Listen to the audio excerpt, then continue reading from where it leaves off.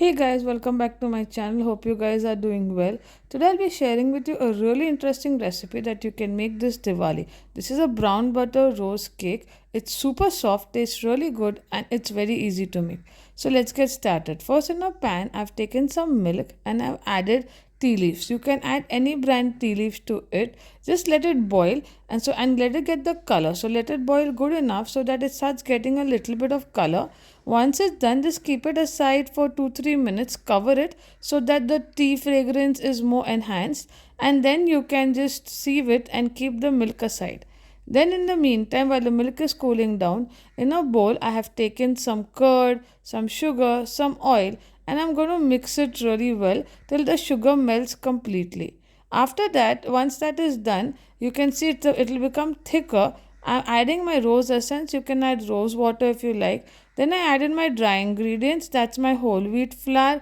I added cinnamon powder, baking soda, and mixed it really well. See, I'm keep mixing it till the batter looks like this, and then we'll add our tea mixture. Once that is done, keep mixing it, and you can even, instead of milk, you can use almond milk also if you feel like, and you can add some nuts also in this recipe. You can see how thick and nice the batter has turned out, and then after that you can even add some cinnamon, cardamom if you like more inside according to your taste. Now pour it in a tea loaf tin, and then after that bake it at 180 degrees for around 20 minutes.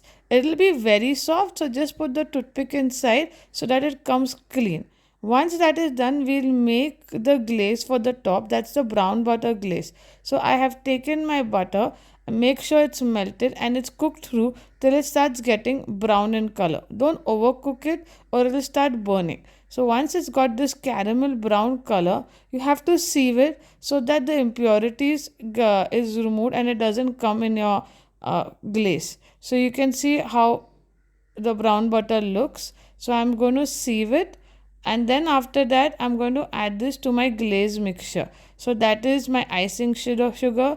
I have added some cardamom essence. You can even add rose essence, some rose water also to it, and once it becomes thicker you can add some milk so it gives you like a drip like consistency.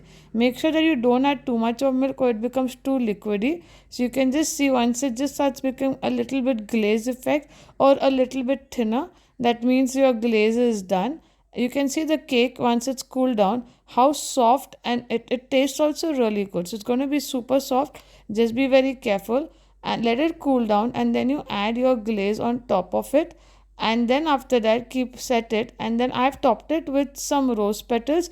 You can add nuts or whatever you like. This is a really easy and good Diwali dessert. You can use it for gifting also. See how beautiful it's turned out. For more recipes, do follow my Instagram page, and you can also let me know in the comments section which is the new recipe that you would like me to share.